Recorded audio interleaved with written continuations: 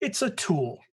It's a tool. And I understand there's a dopamine rush I deal with it too, to seeing likes and clicks and links and things and comments and sometimes ugly stuff. But I think, even my 14 years difference, we came into it like fully formed, and you were like, whoa, whoa, whoa, whoa. This is just another blowhorn to use. That's it. You can turn it off. You don't have to use it even. You can still make your way. And for me, I was pretty cautious about even social media because it was like, I just had to see how people were going to use it. The Perspective Podcast is fuel for your mind and creative grind. Each week, we break down the art of healthy hustling, overcoming the inner critic, and growing your creative business.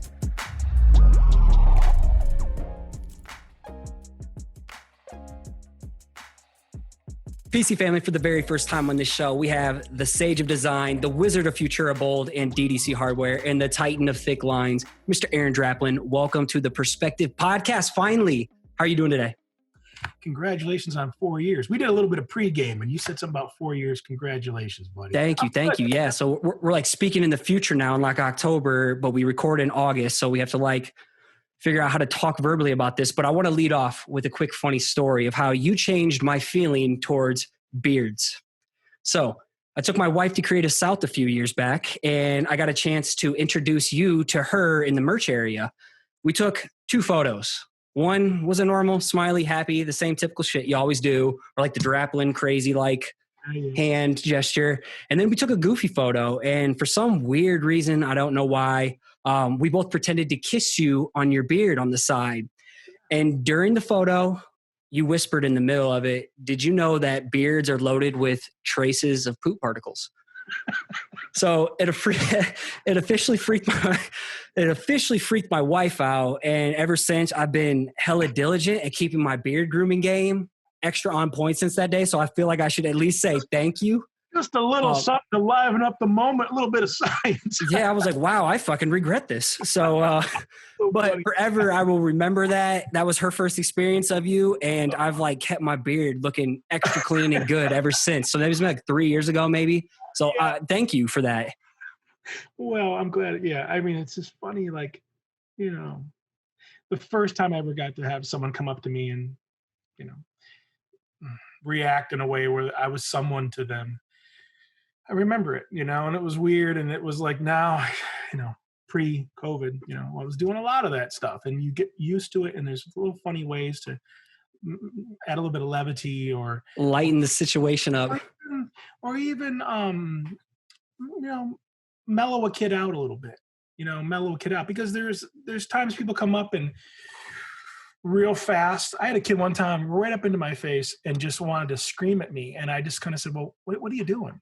And he said, I just wanted to scream in Aaron Draplin's face, like a character or a cartoon or something. And I had to tell him to like leave my pop-up, I said, just get out of here, man. You're scaring, there's kids here, whatever it was. And then I have people come up and, girlfriends or boyfriends or partners or whoever are pushing that loved one up to me because they're nervous to come up to me. And that's another way to just be like, well, hello, little wildflower, or whatever. You learn little funny things to my little corn-fed Iowa queen. Well, hello there, little corn-fed little nugget of the prairie. Or some guy that's nervous that, they just to cool them down and say, hey, I'm just a person, man. We got to go. When we're done with all this, we're going to go load the van. You can help me load the van if you want. I'll give you some goodies or something. Or kids at the merch table who couldn't quite afford the book. And that's when I just kind of go, just hang back. Let me get through all the little Peckerwoods with their credit cards, and we'll take their money all day long. But just hang back, buddy. I got you. And then I load them up with a bunch of stuff, and there's no money crossing hands because you can see that. Like, I've had the guys come to me and say, I just really wanted to meet you, but I can't afford the book. Should I go at the end of the line? It's like, no. You are the reason why I'm here. So here's your book. And people, there's no money. And I just say, pre-order. Lee, he's on the pre-order, and she knows what that means. He's got the Lenny Terenzi discount, whatever that is. And then I make sure that they're, set up. So, in that funny little moment there, it's just it's what a privilege to meet all these people. It broke the ice for us for sure. And yeah. And I think I've heard this stuff. And listen, we're animals, we wipe our asses. Some don't. And I'm not going to name any names, but I will give a couple initials. MD. We'll work on that later. But people don't. And then, you're touching yourself and you're eating and you're smearing things and shit gets in the beard. I guess sort of literally. That's one of those NPR factoids that I read and was like, we'll never be able to think twice about, because yes, it's all a part of us, and life is this, and biologies and micro things and germs and shit. But yeah, fun stuff. Well, nice to see you again. Yeah. Congratulations on your family, man. Thank you, man. They're all upstairs. Wife is holding down the fort right now so I can do this. But for some random, whatever reason it is that someone listening may not know about you, before we dive into the meat of this conversation, can you just give a brief Wikipedia page summary about you, just so people's first impressions aren't like shit and beard and Draplin? Yeah. Well, Aaron James Draplin, 46 years old. I'll turn 47 in October if I make it. I live in Portland, Oregon. I'm a graphic designer. I work out of my backyard, and I work on all sorts of stuff. More and more. It's all self-initiated. Didn't really know better. I mean, I'm trained to take the client hook. Okay. I still do. But more and more, when I show you the 5 or 10 fingers of my life, you've got field notes, little memo books, skill shares. We teach kids little, tips and tricks and goodies about how to get faster in Illustrator and, make logos and things. Lots and lots of DDC merch, is the big middle finger on that one. A lot we sell and make our own little items. Somewhere in there, we were going on the road and talking about ourselves and, telling a story, and kids were climbing on me and selling the book. That's one of the fingers, the book we got to make. Client work is the thumb, the idea that, that used to be 70% of what I did, 75%. And now it's down to like some kind of a 20 or 10%. It's only really the stuff that's lucrative or, dare I say, easy in, easy out. I love also somewhere there's a little appendage where I make room just to help people. That might be for a little bit of money, or sometimes it's no money. And I know that's a little tricky, but it's just the idea of like, I've done well over the years. I've socked it all away because as a Midwesterner, I was afraid it was all going to go away. And all these tours and talks and opportunities and things and stuff, I'm from Michigan, man. I never had a bank account when I was there. Now I do, and I saved it all because I was afraid it would go away. So that gives me a weird little bit of leverage now to not have to take all the big projects, or any projects for that matter. Sometimes, like right now, I'm rebuilding a website for the Draplin.com, which is going to work. Whoa. It's going to work on phones. I was just going to say, you're going to have a responsive website. Oh my God. Website is here comes the first fall from grace where I say a little bit of a cuss word. It's a piece of shit, that website, but it still works and generates what it generates. And that's awesome. Where are you building this on? I got to know. What's the platform? No, it's Dingleberry 7000 with a cross section of Speak and Spell. I don't know what he's Squarespace. Must be a competitor of Wix and Squarespace then, huh? Squarespace. I'm pretty sure that we were on Spotify like a jerk. I paid for Spotify for 4 years waiting to have this thing built, and we're putting it on hold and not going on tours and doing things. But that's me in a nutshell. In the backyard here, I've been lucky to not to save it all. And then that's allowing me to take time to just work on my site or merch. I spent the morning working on merch today. And then I spent an hour of that time, another hour working for Mama Sauce, doing something for Nick. Yes, Sambrato. Yes. It's Tim Styles, the family. Now, we traded some time, to make me some posters to sell. And then I'm going to trade him some of my time to make him a little promotional goodie because he's making more and more cool stuff. And that's just part of a day in the field notes. I make a list and I just try to chip it down and do it. And that's, it's been good. I mean, I've been independent since 2004, whatever that means. And I'm never going back, So yeah, there it is. I'm trying to get it to a nutshell for you. And that's fine. That's good. So you're from the Midwest. I'm from the Midwest. And there's like a grind that comes from it. You're not afraid to get your hands dirty. You've been doing this for a while. And I get a lot of people say, I've been trying to build my little dream for 6 years, a little over 6 years now.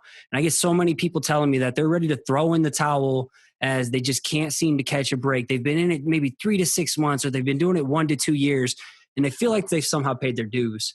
So if we could like get in the Draplin time machine and go back, how long were you grinding in the design game before you had that first aha moment, that first breakthrough opportunity that came your way, where it's like you realize, holy shit, I'm onto something, and I actually have the chops to do something with my creativity, my design work? Yeah, it's really fun. There's different phases. There's different phases. There's the phase when I came right out west in '93. I understood how to use the computer in '93. Just the basics of PageMaker and maybe a little bit of freehand and some Quark or something, some basic page layout stuff I got from my associate's degree. So when I got out west, at least I was armed enough with that knowledge from my associate's degree to build my own letterheads or business cards or little funny little stickers or graphics and stuff. And just basically it was another tool. I didn't have a computer. So then the hustle really was like, well, how can I make a living without having to be in a pizza job in this, Bend, Oregon town we were living in, ski town, we'll call it. Well, everyone had a night job. We were snowboarders during the day, and you had a night job at night, and your night job was a pizza job or whatever it was. I had a buddy who worked up at the mountain, cleaning the shitters and stuff, right? And that was his night job. So we'd snowboard during the day. We'd all go to our night jobs. But, when you're done with your job, you could go drink or chase girls or, whatever you're going to go do. For years here, we didn't even have like a TV for one season. We didn't have a TV. Like we weren't concerned with that. Every now and again, we go to the movies, we were just out and about. But I would come back, after a day of snowboarding, go work my pizza job, and I would get home. Everyone else would be going out to party or something. And I would work all night drawing and painting and playing my guitars and learning songs on my bass guitar or listening to records. But just starting this sort of like lifestyle of like, I don't know if this is going to get me anything, but I enjoy it. And I'm not pissing my money away. I didn't have any money, right? So it was scary to me that like, whatever formula there was, you could snowboard all day, go work your pizza job, and then drink it away later that night. And then you're left with nothing. I mean, I saw a lot of that. That's happening in 2020 as 45 and 46-year-olds. You see some of this shit, right? So how old were you during this time? Like when you were just like, fuck it, I'm going to put in some work at the end of the day. Yeah, it would have been 20, 21 years old. Okay. So what I was getting at, was like, man, what are the norms in a little ski town? Well, I don't want to say I was being, all that sort of innovative. I just wasn't into it. I was into like bettering my craft. And I knew at some point, like I was only going to go out west for 1 year because my mom and dad wanted me to go west for a year, go wild, and then come back and finish up my, third and fourth year of college somewhere, right? But that turned into 5 years because we were adventuring. We were going up to Alaska to make money. And that turned, talk about a hustle, man. We go up there, the first one was the summer of '96. And I go up there to wash dishes. And I washed dishes for 5 months. And that's how I got my computer. So that was absolutely, it wasn't about it being cool. It wasn't about going outdoors and hiking and shooting at shit with guns and battling grizzly bears and catching salmon and all the Alaska things that people do. It was about making as much money as I could that 5 months so I could buy the computer. So in the fall of '96, that was a big sea change for me because then I got the computer. I had the tools. There's no more sneaking into these schools and using friend shit and stuff. Maybe I remember just before that, the summer of '96, before I bought that, I would pedal across Anchorage on my, whoever's bike I used from the house, get to the Kinko, swipe a credit card and have an hour or 2 hours of time. And I would have all my shit and notebooks, like knowing what I was going to build because I had days to think about it on the train, working on this train. So I would have notes and things. And then it was just production, knock it out, print the thing out, and then take those printouts to get t-shirts made or whatever. So listen, in Anchorage, the story was you'd work like a motherfucker, go, a day up on the train, a day back on the train, have a day off in Anchorage. And on that day off, you go camping, fighting, drinking, and you spend all the money you made on days 1 and 2, you spend it on day 3, right? So I quickly saw that, and it scared me because it was like they were having a nice youth, but I had to use that money to get further along, right? So to try to put a bow on this, it's like I got back to the West in 96 and I was able to work freelance all year long. I had the tools all out of my, my room, which was my office and was where and there was a mattress right there. And I was able to not have a pizza job. That was the first time, right? And it started to kind of freak me out because you saw people that were doing the same kind of work I was doing, but they had big degrees. And I thought you had to have that. I'm from Michigan, man, where if you don't have these things, you're never, you're told, is not from my mom and dad, but you're told in society, oh, we're not going to hire you, don't have the credentials. I mean, for anyone listening to this, you heard this for the 8,000th time, I apologize, but I thought you had to have that degree. So I had it in my mind that I still had some hurdles to go figure out in art school. So I went and looked at a bunch of art schools. I went to, Detroit. I went to Grand Rapids, Kendall. I went to Art Institute of Chicago. I went to the Art Institute of Milwaukee, and then got up to Minneapolis, and they were the nicest and gave me the most time. And I put in my little portfolio from the West, from out where I lived in Oregon. I put that into Minneapolis, and I got a big scholarship. That meant I got to go. Now I had to pony up half of that. It was $32,000 a year, insanity. I had to pony up 16,000 of it, took out a bunch of loans and stuff for basically 2.5 years of time there. Got my degree, got done, and then you go start to work, right? So it was kind of like everything was completed. And that's the kind of the first phase of, like, I didn't know any better. That's just what I like to do. I didn't want to just go chase, chickadees or whatever the deal was that my contemporaries were doing out there, or thinking they were going to become some big pro snowboarder. I wasn't concerned with that. It was just enough for me to get out there and even just be around it, as a snowboarder and a skateboarder. Once I had my degree out of the way, I remember, getting that first job. And I think I made $50,000 a year, and it was a lot of money. Up to that point, it was only 15, maybe 14,000 a year. And is that the snowboard company, or what was that? Yeah, it was at a magazine. It was at a magazine in California. Now I had offers back in Minneapolis, but those were I don't even know what the money was. They were more like agency jobs. And I went to one, and dudes had their shirts tucked in and shit, and it was like, these were like professional people, like getting Volvo and Caribou coffee and stuff and things. Really good bagels stuff every morning. The stuff they were working on. Like, it was official. Okay. Official, like, clients, Targets and things. Okay. But snowboarding still had one little glimmer of crust. If I could make $50,000 in SoCal, I should be able to save some money. I get out there. Long story short, in that, they're talking about a grind. I had nothing left over with even $50,000 a year. You're paying rent, you're paying get on a toll road, you're paying to get a guy to get a car, things and stuff and things. But even while I was down there, whatever the norm was down there, let's just say we work all day and we work to get to the weekend, and those guys take off up to Mammoth Mountain or Bear Mountain or wherever they're going to go snowboarding to get out of Southern California up into the mountains.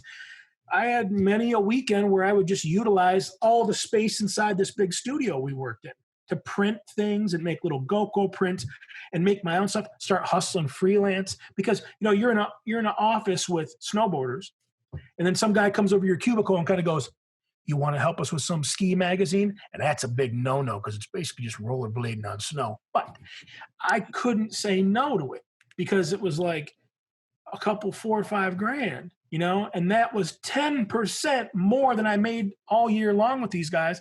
You're absolutely right. I'm going to take that job. So I've always had it in me. How it manifests, out of that was I did a couple years down there. I get back up to Portland. I get a killer job at this place called Cinco Design as a senior designer. I'm working on projects, Nixon watches, things and stuff. Even in there, I would work my 10 to 6, 10 to 8, 10 to 10 like everybody else. People would start to go home back to babies and Pilates and shit.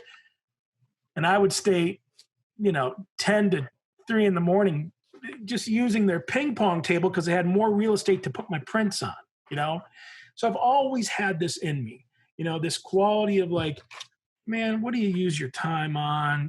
How do you use your time?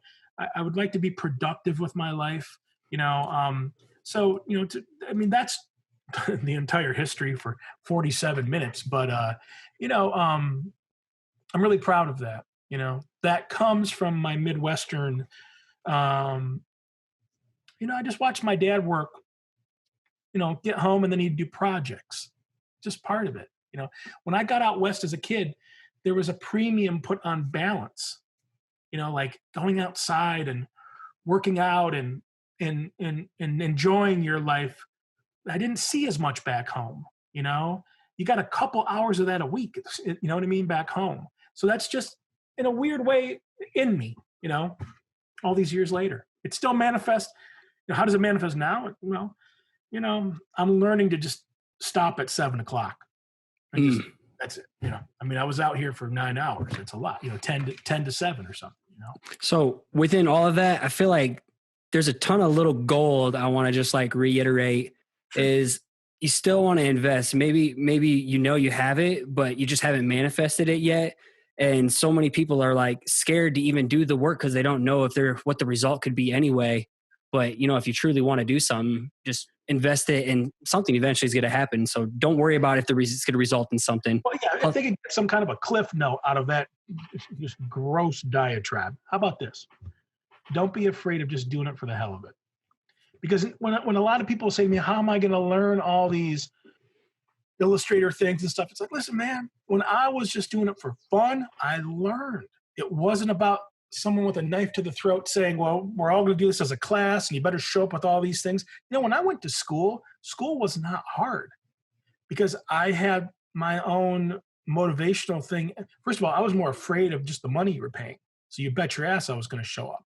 And I remember kind of arguing with kids and being like, hey, man, why didn't you come to class? You do understand every class costs $400, 4 hours. They must not have been paying for it and felt that friction of their money being shit away. So they weren't. I'm right there with you. For me, that meant 2 runs on the train, Anchorage up to Fairbanks, 16 hours, Fairbanks back down to Anchorage, another 16 hours, maybe $240. So if it was 2 runs on the train after taxes, 2 runs, I was spending 64 hours of my bullshit to go and get 4 hours of knowledge. You bet your ass I was going to show up. You know what I mean? So it's like, that scared me. And it was like the norm even then was like, you get done with school and then you just go piss off at like, whatever little cafes kids were going to when I was at MCAD. I was working all night. First of all, I had access to wood shops. Built all my own stuff in my little apartment, like my loft. So I'd get up off the ground and underneath my loft in my little 1 bedroom, that was where I sat and worked, So there was like, I was utilizing this access. When I had space at Cinco Design, it was like, I've never had space in my life to spread things out. No one was there. And I remember talking to their owner and saying, do you mind if I spread out my little cards to dry overnight? And he was like, are you kidding me? We pay all this. I have to go home to my family or whatever. You're allowed to. Yeah, just make sure you set the alarm. So we got into this rhythm where like I would work really late and then come at 11. And then my friend Sunny, was like the receptionist there. She would pick up all my cards when she came in the morning and stash them on my desk and they'd be all dried up because they'd dry from 3 to 10 or whatever it was.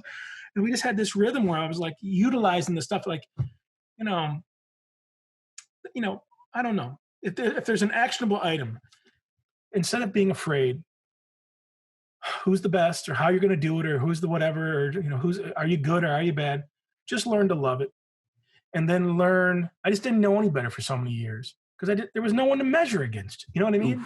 I'm just so thankful for that. It wasn't about who was the best. There was no one else around me that was. Now there's nothing but people to measure against with social media now. Yeah, it's so well. We have a different. How old are you, Scotty? I'm 32. Okay.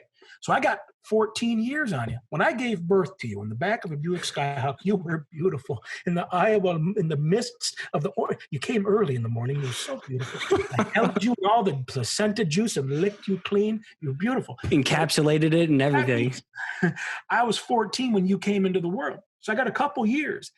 But that social media stuff, when people are, we get on these things. I sorry, I just had a big gnarly pubic hair or something in the mouth that just poop particles, man. Poop particles. Yeah. Um, um, it's a tool.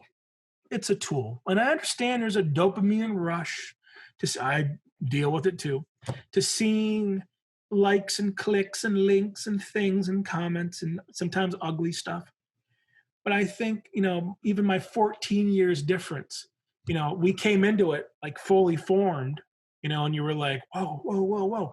This is just another blowhorn to use. That's it. You can turn it off. You don't have to use it even. You can still make your way. And for me, I was pretty cautious about even social media because it was like, I just wanted to see how people were going to use it. Because even before all that stuff, there were ways to use email in creative ways. And then there were ways to use email in shitty ways. No one could spell, no one could whatever. You're hitting reply all and telling everyone you hate them, and then you're getting fired out of your job. There's just like, what's the best use of these pretty simple technologies? So I waited on Twitter. I waited on Instagram just to watch how people used it, and then try to make my own path, just so I'd have my own perspective. That's no different than the way I sign my paycheck. I'm sure there's a right and wrong way to sign a paycheck, but I have my own little way. I had to kind of learn how to find it. So when you don't know any better, me, and you just take these things for what they are, instead of letting them turn into anxiety-ridden, imposter syndrome-y, I'm not good enough, I'm not bad enough. Man, if we've learned anything in this COVID stuff, it's like some people have had to shut everything off. And it's okay. It's okay to take a break. It's okay to be, I don't know, less, whatever that means. Just not productive all the time. Your worth's not tied into your productivity. It's okay. It's a part of my sort of sickness that I always, I'm always chugging along. But, in this last 4 months, I've learned to just go and lay on my ass and watch some Netflix. And then what I noticed is that I'm flipping through my phone more, and it's like now 5 years ago, what I would have done is I would have sat up against the couch, brought the little coffee table up against me, and I had my laptop, and I would be working away while we were watching whatever we were watching. And I was getting double time. I'd work all day, and then I'd work on the fun stuff at night, right? I'm just learning how to separate it, and that's after, 25 years of this stuff. How do you separate? I think that's like probably my biggest struggle is I get so upset. And you agree too. I guarantee you're like this. Your work is play, So like, how do you unplug? I'm the double. I can't sit and watch unless it's Game of Thrones. I can't sit and just like watch and turn it off. It's like a hard stop for family time. Well, right. That's, first of all, you have, my nephew was over today for 20 minutes and he's into taking photos right now. So, I'm showing him like, hey, you mess with this thing, you get the like iPhone or like actual DSLR. A little DSLR, a little Fuji, something hand-me-down I gave to my sister a couple years ago. And he's running around taking little digi snaps of things and getting interested and sitting me down, getting some shots of me, and just all his little buddies around him. And I just when he shows up, I will just physically just get out of the seat and walk over to him. And I don't care if I'm halfway through a conversation or whatever. I'm just learning how to do that even better. Like usually I would cinch up all the conversations, make sure the email's kept, and then save all my documents and then go do it, So, I still do that. But he is this little bright spot where I try to do that. Lee is the same way. She'll come back here and demand information. What are we doing? What are we doing? I need this. I need that. Why? I need this answer on this now. And I'll have to stop what I'm doing. You with two little youngsters, that is a really nice little deflection to make you slow this. It was the best thing that ever happened to me. Good, for sure, in terms of not working myself into an early grave. Like I always hustle. Now it's smart hustle. Be productive with your time. Well, yeah, you're intentional with your time. Yeah, use your time the right way. I'm impressed with what you do. It's more like if it's beating you up any which way there, if it's beating you up to where it's like, I'm not getting enough done, I'm not doing this, I'm not doing that, you got to step back and say, like I'm pretty good at this with my own life. Are the bills paid? They aren't? Okay. Get the shit done and shut up. Whatever. Did I get creatively satisfied? That's not the highest on the thing. Are all my promises met? Whatever those are, it might be, I don't know, whatever those things are. There's just lots of levels, and I'll go through those levels and get back up to the scary stuff. And what matters the most? I feel a sneeze coming on. Sneeze away, man. What's the trick? You look up at the light. Look up at the light. Oh, this thing, I am riddled with COVID. That's not funny. That's not even funny. But yeah. You got to be able to make light of a shitty situation regardless. It's pretty weird. It's pretty weird. I know. Cause I just, we're in the car and I sneeze all over the place, and there's particles and, things and stuff. And it's just like, it's all changed. That's just me and Lee sitting in the car. This weekend we went to Mount Hood for a little drive. But how it's all changed, wearing the masks and stuff. Wear the masks, you guys. I don't care if the science is in or not. It's just called being a good human, to be, sort of, a collective for someone who might, not want you sneezing all over them or whatever, breathing all over them. But, yeah, social media, to wrap that thing up, it's on the road. I'll hear the anxieties, and that's a new thing, because there's a lot of ways to measure. And that's a new thing that we're all experiencing and we're all going through and we're all measuring against. And listen, my friends who are psychologists are dealing with 14-year-olds who are like suicidal because they're being turned on by their little friendship thing. And it's all just on some damn TikTok or whatever it's going to be. It's crushing. Those are real things. Now, whatever version of that was when we were kids, and whatever version of that, bullying or whatever the hell that thing was, there's ways out of that. There's ways, it's, is it scarring these kids? I don't know. It's like, if I'm doing too much of something, I'll back off. I know better, so I just try to use those things in productive ways so I don't get in trouble. That's just the best way, or just let it get away from me. Like, my life is not the numbers I've been able to amass. It's nice to have those numbers because it's fucking terrifying. I put out a little something and we'll sell, $500-600 worth of bullshit. It's awesome, but that also means the next morning Lee's got to do 35 orders. The fulfillment shit. Woo. I mean, it's it's Her nice. fingers must just hurt. Well, she'll come to me and say, okay, here's our normal whatever. Go put up a post. Because now, it's been enough. Like, you just can't sell every day. You can't sell, I know people will do fine. That's why, in life or with my social media, it's all a roller coaster.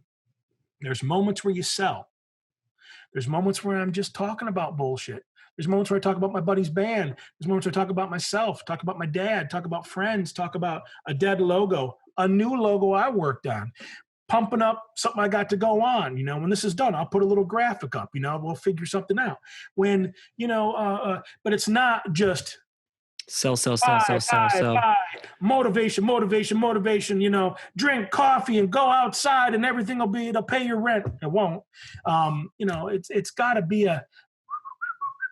with some vulnerability. You got to have some ups and some downs and some bullshits and some. There it is. People, I feel like we kind of had like a pre-chat about some people who feel like they have it all figured out. And I feel like why your brand is where it's at is from the relatability standpoint. Yeah, crushing design. Yeah, killing merch.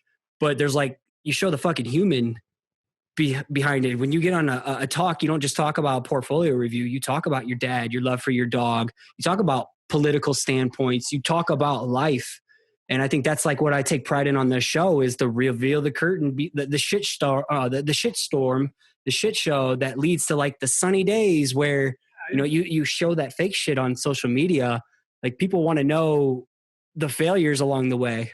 Well, I mean, you have an ability to curate. I mean, that's why when you see these like influencer things where it's, my face is just, I got these new dog shears last night and I did my own haircut. It's just gross. Looking sexy. So if you get the right angle, I just lost 24 pounds. You get the right angle and you go back to this and I'm back to 648 pounds of just pure fart beef and blood. You go back to this. Now I'm down to 630. I get it. Like, that's not real life. Now I have the ability to say, by the way, I only work on bigger and more and better than you. You have the ability to say that, but that's not real. This is not true. And I know people who dance behind that and hide behind that, and it's all codified and whatever the fuck. Who cares, man? My dad's a part of my life. If I'm feeling bad and he lifted me up because I think about him or something, I'm going to say a little something. A lot of my friends who are reading this shit are guys that knew my dad, and it's not necessarily for. And I'm looking here. You got 50,000. That's all of Cedar fucking Falls listening to you today. That's a lot. Okay. And I've got a couple hundred. Who are these people? And I looked the other day at Lisa Condon, a buddy in town here. She's got like 400,000. It's like, love Lisa. It's all of Des Moines is putting into her. It's amazing. Well, I've just been in a lucky spot to not know any better. And then, like, my bands I grew up loving, they weren't afraid to show the accident they got in on tour, the worst night of the tour, the best night of the tour. They showed it all. Because why? It was the content that they amassed. It's the up and the down. Now, I don't know, go up the food chain, a little bit, the ladder a little bit. And it's like, if you're some bigger thing where you can't show the ugly, it's only the biggest hits, then you know what I mean? It's like, there's content, there's story, there's relatability in every single thing you do. Even the rough stuff, there's something to talk about. Now, I don't need to tell you everything, but it's okay to show some of that stuff, And as I'm just scrolling through here, you got a good color story going on. Check. Hey, that's new. That's new, man. I like it. I like it. And, and it's not just, you got to promote your stuff. Listen, what are your 5 fingers? What are your 10 fingers? And you don't want to just show sell because people get tired of it. There is I don't know what the metrics are, but there's got to be some kind of, angle of the dangle divided by the coefficient of the hypotenuse divided by the sig divided by the the sag of the whatever. Sag. Whatever that number is, what kind of social media fatigue is just too much, where it's like, listen, man, you're showing 19 posts a day of your baby or your dog or your food or your logos or your dead logos, junk and thick lines, bullshit, sure. But it just becomes a point where it's like, play it like a deck of cards. Bam, bam, bam, bam. If you just throw them all out, you throw them all out. Sometimes you got to know when to fold them and know when to hold them and, that whole deal. It's like, I don't know. There's a consistency to this stuff where it's like, I just want to be, I don't want to say smart about it. I just don't want to waste anyone's time. I want to have a little bit of a curveball. What's interesting is when people analyze, even just selfishly for a second, my junk, they'll say, today is probably going to talk about an old logo. Well, wow, you cracked the code. I'm not just going to talk about how to better myself every 9 minutes. That just gets a little weird after a while. I got to go spend some time bettering myself. Maybe I did or maybe I didn't. But see what I'm getting at? So it's like. See, I like seeing it as you could get really strategic and have like your brand buckets. And if I was to say my brand buckets, it would be like my love for pizza since Macaulay Culkin and Home Alone or Ninja Turtles. I've been obsessed with pizza, or family, or getting fired from a day job, or how to like make something happen outside of a day job, or office inspiration. I'm fucking. You got that micron shit going on. The what? You put the little cute thing in the corner and you got a little cute thing here. But the one I like is I actually like you showing what the microns do. 0.005 up to BP or whatever that is, or 8P or whatever the hell that was. I just learned something there. I don't even know which one you're on. I don't know. We're looking back here at February 9th. It's got 8 little pizza slices. Oh. Getting that. Instead of, like, who was that one, whatever the hell, who had a pipe and he had little drawings of mountain peaks and things. Oh, like 1924 or yeah, whatever that. Yeah. Sitting around with some kind of someone playing a harp and someone skinning a yak and someone, digging for gold in the background. I mean, man, give me a fucking break. But fine, getting ready to shave his beard with a leather thing on a piece of leather, or something. I don't know, whatever. And then seeing all these little cute things sprinkled around. It's like, listen, I just learned something here. I know if I want the thinnest line, that's kind of what it's going to do to make my little pizza slice. That's a good use of this stuff. You taught me something, and it's not just the same old shit, like, I don't know. You got a lot of uplifty stuff in here. I'm not here to slam it. I'm just like, you're showing off your skills as you do it, which is good. And the hardest thing, one of my recent things is your work isn't for everyone. And why it's more an uplifting stuff is not for everyone, because for me, that's like what kind of saved my life and turned things around from a victim mentality, like growing up and getting hardcore bullied, Really? Some kind of tormentor from grade school through college, like having a coach in football bully me. So like, this is the kind of stuff that saved my life. So it's easier to stay up for me versus like fall down and get back up. These pieces of shit that pushed you around. I work for the Trump campaign now. I don't know, but that's why I go to the gym. That's why I have these things to get my mind right. These stupid. Well, listen, I'm sorry to hear that, but it's a good thing though. I wouldn't be doing what I do now had I not got shit on. So I wonder, because I love when I go back home to Michigan, and here's some fun stuff that someone could leave a comment about. But listen, I go see my best buddies I grew up with. They're all doing good. They're all good human beings. But every couple years, I run into some yahoo. I don't want to say they pushed me around or something. I just wasn't on their radar. That's fine. And then I'm suddenly on their radar because either their kid likes what I do or they have a little bit of interest in something I do. And they talk to me in a different way. And it's like, let's just do the stock report on this. 20 years later, we won.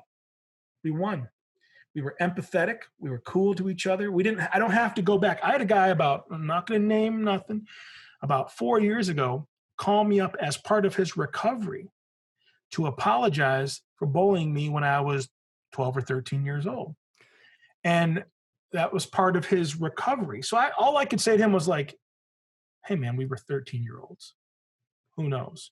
That's awesome that he did that. I wish there's like 5 people I wish would do that for me. Well, but whatever. He didn't have to do it. I moved on past that dipshit a lot of years ago. I did that back in 86 or something. But it's more like I just said, well, listen, good for you. You have a family, man. I don't know if this is part of your deal. If this is just a checklist that you're going to go get through your 19-step program or whatever, well, fine, let it be that.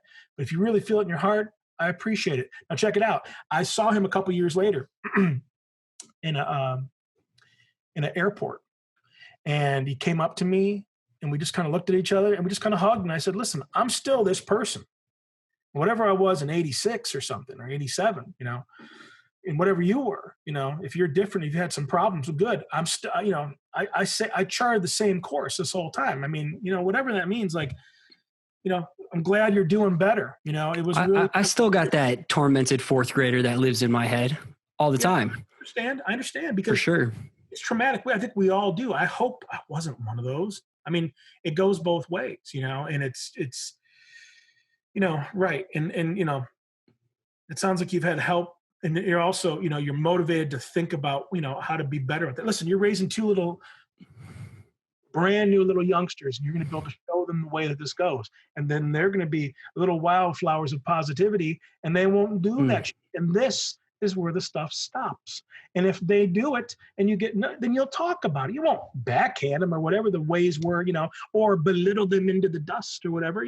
We're all part and parcel of how we were raised. I had a cool mom and dad. We could talk, wasn't always the greatest, but it wasn't, that's what? 0.002%, where I was arguing with my dad about he wanted me to cut the backyard. One time we had a big blowout. I was about 15 or 16 years old because in the backyard I was doing the lawn mowing, and he said, what you're going to do is you're going to diagonal it this way, and then you start in this corner, you're going to diagonal this way, and it looks like Tiger Stadium. And I said, you're fucking out of your mind if you think I'm doing it twice. I'm doing it once, and that's it. No one even comes back here. You're doing it. We had a big blowout, and what I did was so mad. I started in the middle and went yang yang yang yang yang yang yang yang yang yang until I just got to the out, like one big spiral all the way back out. Square or something, and I was done. Did it look dope at least? No, it just looked like it was mowed. But I see what he was getting at. If that's what I can go back and think of my dad and I wrong, or my mom and I having a little fallout here, then you know, I had buddies who dealt with a lot more, so I'm very, very thankful for the life I had, the life they gave me. My mom is still around, my dad, we lost him, but that's all right.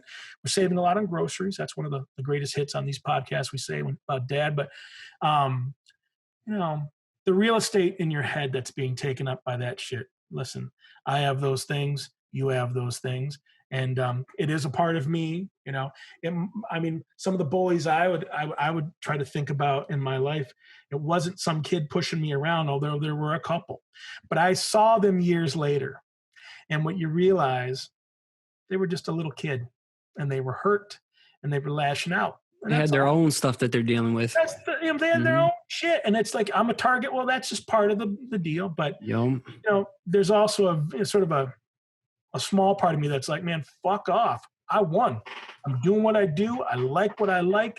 I still listen to better bands, whatever small, pitiful things there are. But I still have my sense of self. You have to go and call people and say you're sorry. That sucks. Now, if you're getting healed and you're doing whatever you're doing, none of us are perfect, right? But, the real estate that scares me, it's more situational, like seeing people be broke, or have to maybe do bad things for money. Now, we're not talking nothing bad, but we're talking like, seeing someone having to go without and it not being most graceful of ways. Listen, I have buddies who are just monks, basically. They don't need anything, and it's awesome. But I've also seen where people have gotten in over their heads. That's the stuff that scares me. So a lot of my motivation to just try to do something with this stuff, not get in trouble, it comes from situational shit where it's like, I don't want to be in that situation. I don't ever want to have to go to my mom and dad for a bunch of cash. They don't have it, I can't. So that was a big motivator for me of like, there is no parachute. It is just me. I vibe to that. That's very relatable. So what you have to do is you have to figure out that my situation is this. So there is no belly aching about whether or not I'm good enough or if I'm making enough no, you're going to go out and just do it. And how I did that was like, I don't know how to say it. It's like little stair steps. Your pizza job leads to paying your rent. Your something, going up to Alaska bought me a computer. Working, around the clock at a snowboard magazine allowed me to live a fun, Southern California life, kind of, work a lot, and start to pay off school loans. And they were all these little steps and ladders and goodies and those catapults to get to the point where it was like, now I get to pay my house off? Like, what does that mean? Well, that was 2011. And I did that. And it meant that the 160 grand I had amassed in the bank went right to this loan. This little house was 229 grand, right?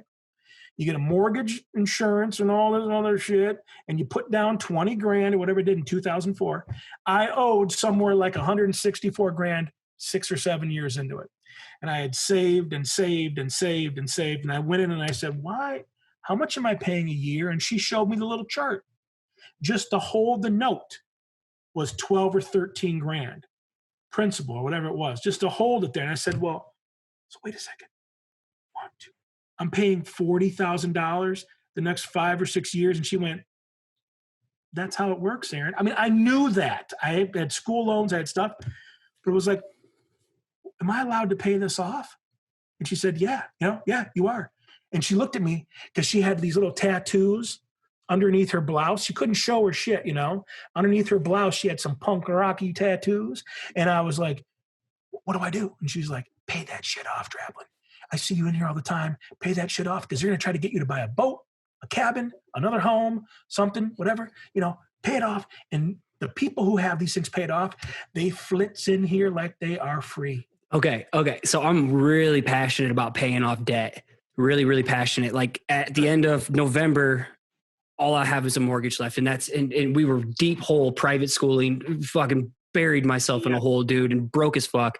Well, good. We're aiming to pay off our mortgage, but I want to ask you, does the grass feel different after you paid it off? Holy shit. Yes, of course. But what it did, it took a couple of cinder blocks off the shoulders. Okay. You're carrying that stuff right now. No, check it out. I built a new studio, record wall. Smash Mouth is in the SMs. Smash Just kidding. Old Smash Mouth from the 90s or the 2000s Smash Mouth? I don't know, whatever. Okay, so I have a mortgage again, right? But see, what that did for me in the most brutal, awesome sense, it just freed me up. Because even if I was at zero at that point, it meant I wasn't paying money to be borrowing. It meant I wasn't pissing away money to be held down by the bank, whatever. It just meant that right away. And that next year, I saved like $80,000. And the next year, I saved another $8. You know what I mean? Like it cleared up. When I got up this morning, the very first thing I did before I was dinking around on my own stuff or, Nick's stuff, I paid all my bills. We're right around the first 10 days of the month. And I paid my Amex and I paid my Visa off. And they're not fun things to pay off because I'm always buying posters and always buying things. There's a couple of 10 grand and 5 grand and 3 grand and whatever. Not fun because the bank goes back down and I pay all that shit off.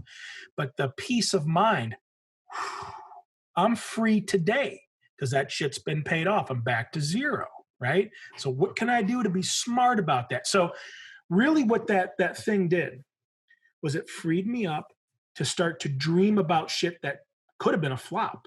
I could not do that the day before that because everything was about making that payment on time. Like even just not having to worry about that payment showing up on the first, because I would cut that check every month. And when I would go on the road, it'd be harder to cut that check, and you're on the road, you're doing things. It was just the sense of like, listen, I don't have a lot, but I have my freedom, whatever that sort of means. Now that isn't just, absolute. No, I own this place. I built this awesome shop. I pay another $1,500 a month. I just had it refied down to another better number because the guy reached out and he's like, why don't you refi down? And I said, I wasn't even going to pay a mortgage, but I got yelled at by my accountant who said, are you out of your mind? I was taught you don't build something in your backyard unless you can afford it. That's what I was taught. Now that's obviously this is a big thing. But you don't go buy an orange van unless you can afford it. I paid cash for that thing. Stay within your means. Stay within you might not get the coolest van, but it was enough for what I needed. It still is awesome. That's a hard concept for people to master. It took me 31 years to finally get to that point. You're going to deal with certain things that come up, the universe forbid someone gets sick around you or there's going to be some stuff, but the more you get paid off and get out from underneath that system and you can start to amass these things, it's allowed me the privilege of being able to help a friend who needs a couple grand. What is a couple grand?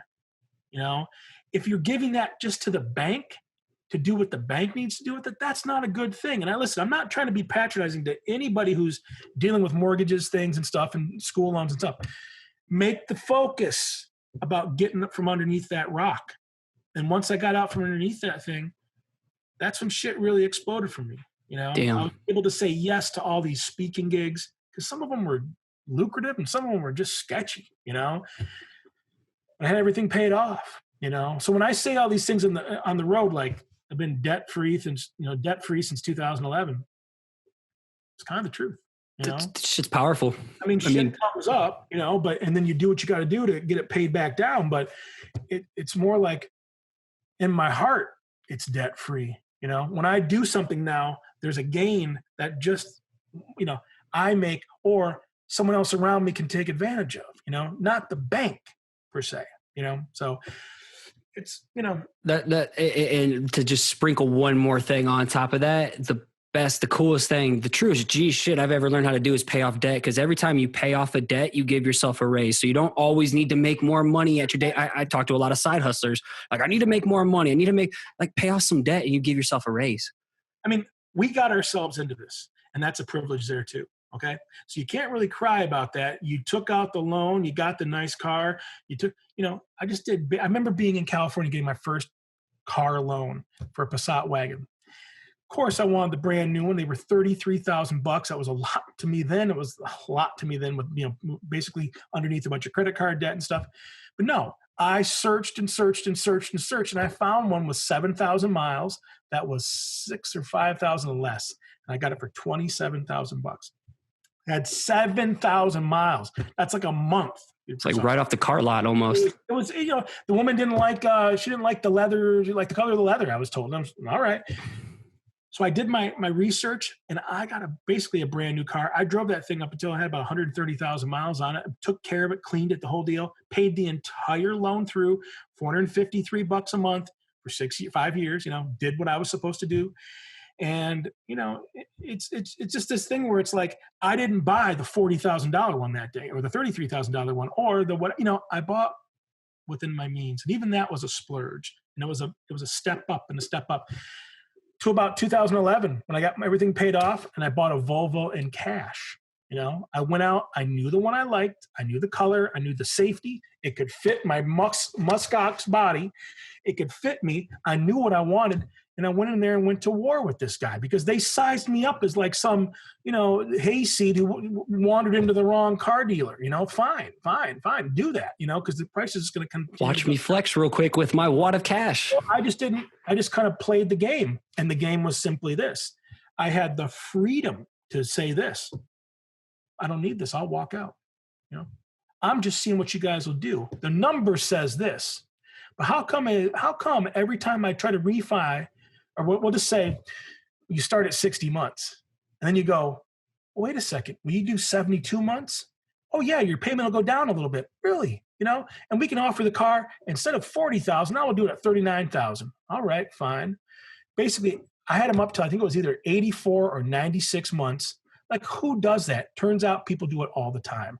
They get a car for 96 months worth. They're paying $550 to get some sweet, Range Rover or something, $700, $800 a month. Anyway, whatever the numbers were, he didn't know that he just sold me the car for $36,000 when it was $43,000 to start, whatever it was. It's a killer Volvo, In my pocket, I had $40,000 in cash that I had saved over the course of 4 or 5 years, and I was ready to just pay cash for it. What's your best price? No fucking around. What's your best price? They're not going to do that when they know you have what you have in your pocket. So I just kept saying, well, then can you go up to 84 months? Oh, yeah. Number goes down. Well, go up to 96. Aaron, we can do that. You have to sign this form because it's not, your best interest. You see it this, you see it that. Fuck, man. I'm just trying to get a Volvo today. I didn't even know I was allowed to get one. You play this role. That's some fuckery. I know. But it allowed me to do that. To at any point in that conversation to be like, that's just too much. I'm going home.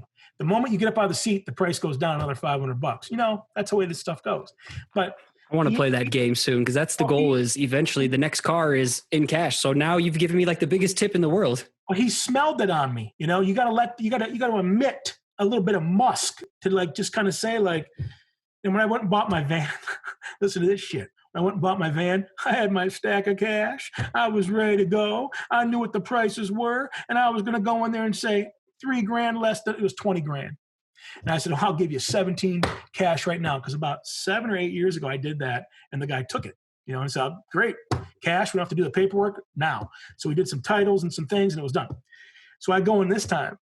And then you do the thing where you go, well, it says, 22 or 20 for the van. And I guess I'll do a financing. How many months? Well, it's a used car. We only can do up to 5 years. Okay, you got good credit. When he ran my credit, it was a pretty good number. That took a little edge off the whole process too, because he was like, "Why do you have an 840 or whatever the hell it was?" It was I pay all my bills. 840, yeah, something like that. I was like, I don't know what's happening. He's like, where I fucked up was when he took my name down. And I said, well, I'm going to go out to lunch. We're going to think about this, and I'll be back because I got a book tour coming in the fall, and I got to get this, and we got to think about the price, and because I'm ready to come back with the cash and say, I'll give you 17 for this or whatever it was. I'll give you 18 for this $22,000 thing now. And I come back from lunch an hour later, thought about it, whatever. We come back, I go, listen, I'll pay you 18 right now. The guy goes, I looked you up.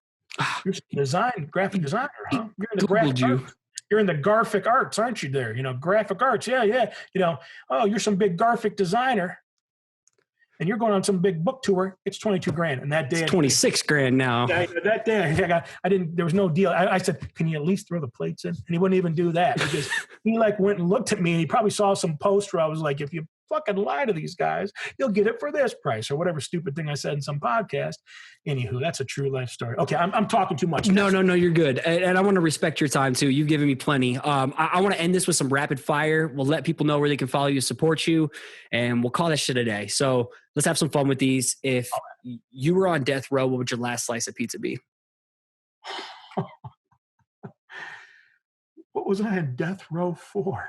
Doesn't matter. Choking the life out of Clark Orr at Crop 2026. It might have been pepperoni and cheese. Anywhere specific? What? Anywhere specific? Oh, from where? Yeah, anywhere specific, or make your own, or just that's just the staple. No, I'd probably, if I had to pick it here in Portland, probably pizzicato or sizzle pie or something. I mean, I'm pretty good about that on the road. I mean, I know you're a pizza guy. I love it. But man, I had to denounce pizza a while back because it just puts the pounds on, and I just really got to. Carbs get me, man. It just, so we don't really fuck around with that anymore. It's death row, so none of that matters anymore. Pepperoni and cheese for sure. Okay, if you're ever in Iowa and you're ever slipping up again, can I just treat you to some? I'm a pepperoni Tony kind of guy too. So, well, what was the one place that Dana took me to there to? A taco place, something tacos, kind of an eclectic taco place. Pablo's. Yep. Was it Pablo's on Main Street? Yeah. All right. Yeah, that's just a stone skip away from me. Okay, we'll keep this running. Despite the political atmosphere, if you were running for president, what would your political slogan be? Jeez. Like design for the people. You'd be the first presidential candidate to do your own branding. Yeah. Old ways are on the way out, and the new ways are coming in. And if you don't like it, fuck you. I don't know, something like that. I mean, I think about that's a hard one to unpack. My slogan. All right, everyone who's been messed with for generations, we're going to come and try to do right by you. And if you don't like it, too bad. Whatever. Because the idea is, the system is built for those who have it, and I don't like it. And I don't like the idea that I pay a lot of taxes, of course, but the billionaires don't pay that, or the skrillionaires don't pay that. That's weird. So I don't know. My platform would be something about equality. Just equality. We're all in this together. We're all going to have to work. And those of you who've been messed with, there's going to be some responsibility, but we're also going to be on your side. And we're going to, help take care of you, and you're going to help take care of us. Not to this shit where it's, some sort of capitalistic, just cutthroat, like if you don't like it, this sort of rugged individualism, like you didn't get it. That's not always the fucking case. People have color of skin that propels them. People have, which is just bullshit. People have family money that propels them. People have certain talents, certain things, or a bloodlust and a thirst for things that they'll just go and mess with people, right? I don't know about that stuff. I like the idea that, some people are going to need a little bit of extra help. Sorry, we built that system too.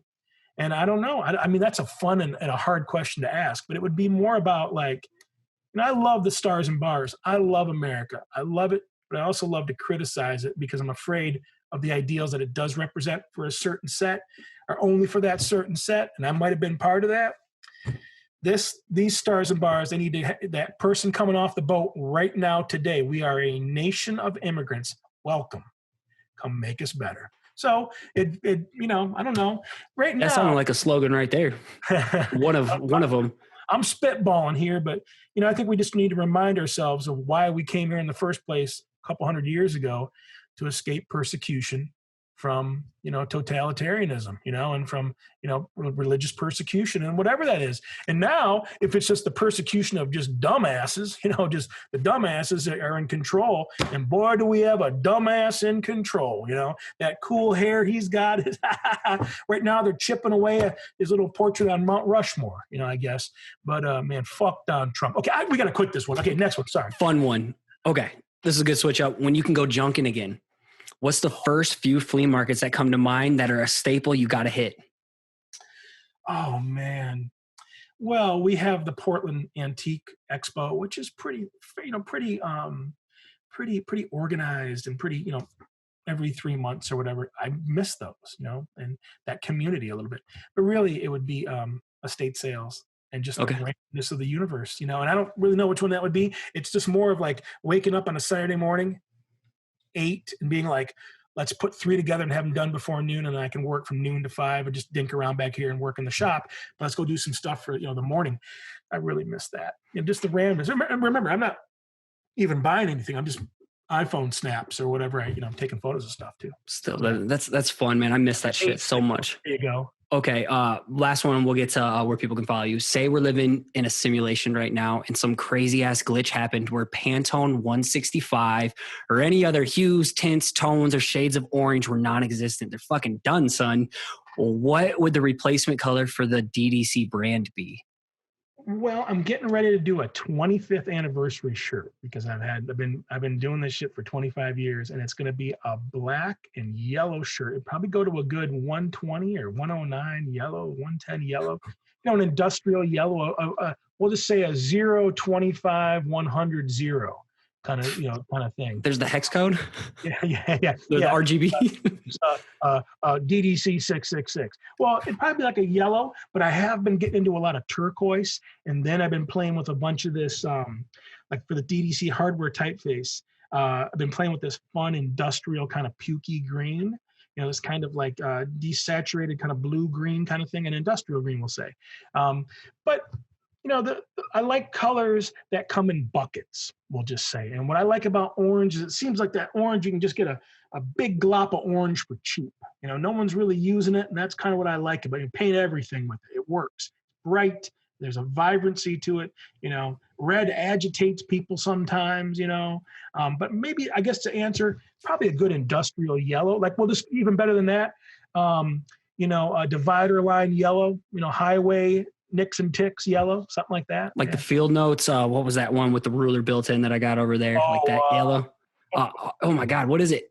Been too many of the damn things, which is at least you know what I'm talking about. Like that color yellow. They're sort of like the yellow one with a little bit of hit of black on the guy. Those are great, man. Those are great. I love. Like, I don't even know what we're doing for the fall. I got a little idea, but I've been going so fast and so hard here. I haven't checked in with the headquarters in probably a month. And I really should to see what's coming in the fall because it's going to be something awesome. Shit, I'm rocking my favorite national parks right now. Yep. See, we're getting ready to drive home, and I'm going to put together a couple national parks so we can actually go and, use a Wyoming one while we're in, Yellowstone or something Awesome. We're going to brave the wilds of the, first of all, we're going to go into this flyover country where the numbers are a little bit mellower. Oregon's numbers aren't as crazy. We've been good and collective and, everyone locked down right away. But we're going into Idaho. We're going to go across Wyoming. Those numbers are pretty mellow. We're not talking to anyone. We're going to be in the car. We're going to have a cooler. So we'll hit a couple, supermarkets and stuff. And then we're going to get back to Michigan to see my mom. We're leaving next week, So while we're on the road, I want to be using some of those that just sort of line up some of those national parks because we're going to go see some Yellowstone, some Devil's Tower, some Crazy Horse, make a donation. Of course, go and kind of shrug our shoulders at Rushmore and go, stolen land, and then, get back on the big road back to Rapid City. But it sucks, man, because I can't go see any friends. Like I went to Rapid City last time. The last time I went was in the fall, and I met a bunch of new people there. It's one guy named Marty Two Bowls. And I want to go. That isn't the coolest last name. Marty Two Bowls. Yeah, Marty Two Bowls. And I want to go hang out with Marty. He's like a rock and roller and shit, Native American kid there. And I want to go hang out with him and see what his world's like in Rapid City because it might be completely different than my other buddy there. You know what I mean? But we kind of can't go do that. So we're just going to beeline and see some America and stop and smell the prairie and get weird out there and come across the West and go see my mom for a couple weeks. Okay, what's next? Last one, man. Wow, where can people go to follow you and support you online? Buy all your shit on your new site by the time this comes out, I'm assuming. So, oh my gosh, we're trying. Draplin.com, fieldnotesbrand.com, ddcfonts.com. You can go buy DDC hardware, DDC book.